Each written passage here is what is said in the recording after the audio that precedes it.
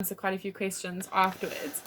Okay, so if we're looking at trying to protect your heart and looking at controlling your diabetes, there's quite a few things that we need to look at. Okay, so firstly, achieving an ideal body weight. Okay, so what does that mean? I'm sure a lot of you have heard of BMI, body mass index. Yes. We don't use that anymore. Okay, we work out your ideal body weight based on your activity, your body structure, and yeah, because BMI, if you're a very muscular person, they always say that you're overweight. All right, so it doesn't really work. We're working on ideal body weight and trying to achieve that. Okay, when it comes to, so that's probably your first step. Okay, but how do you do that then? So we're looking at your total fat intake definitely affects your heart. Okay, and the reason why it affects your heart is that if you have a buildup of bad fats, and I'll explain fats a bit later in detail, but if you have a buildup of bad fats, what it does is it actually builds up in your carotid arteries, which are leading to your heart, and it narrows them, which prevents blood flow to that area of that heart, of your heart, and that's what ends up causes cardiovascular disease.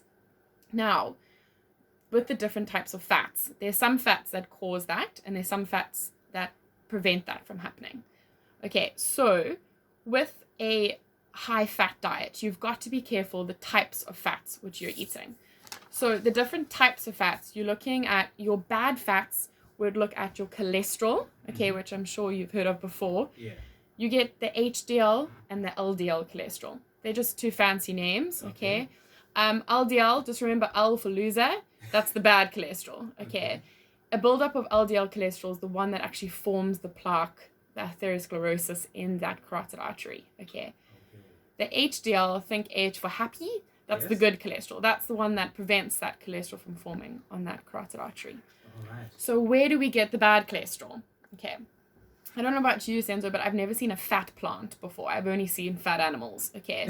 So generally, your bad cholesterol comes from animals, okay? So things like your beef, all right, pork, your meats, okay?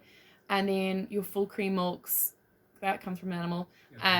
So those are your cakes, your chocolates, and those sort of things. Obviously, you've used milk inside of them somehow, and you baked with it. That is your LDL cholesterol. Okay, that's your bad cholesterol. All right, so having a high fat diet, you've got to be careful about your cholesterol level that you're intaking. Then your other types of fats, and we'll run through them quickly, is you get your trans fats.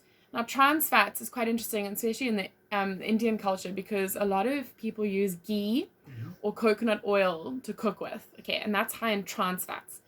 Trans fats, basically think about trans fats as being transformed fats. So they use liquid fats and they form them into a hard brick, okay? So if you look at like margarine, like hard brick margarine, that is something that's called a trans fat, okay? That is really bad for you, all right? That's the one that sticks on your arteries and causes blockages. So trans fat, things like lard, ghee, those are full of trans fats. That's unhealthy fat, okay? How will I live? There's so many options, trust me. Then you get your saturated fats, okay? Saturated fats, think sat rhymes with fat, so I always say that's a bad fat to have. That's, again, in your meat, your milk, okay? It increases the bad cholesterol, okay? All right. Would you suggest skim milk? All right, yes, I would. Okay, so all those people that are into banting are probably going to send me a message now. But yes, in terms of cardiovascular disease, I would. Skim milk means that it has less than 1 gram of fat, okay, within the milk. It does not mean there's less sugar or there's more sugar. Okay, I get that quite often. It's less fat.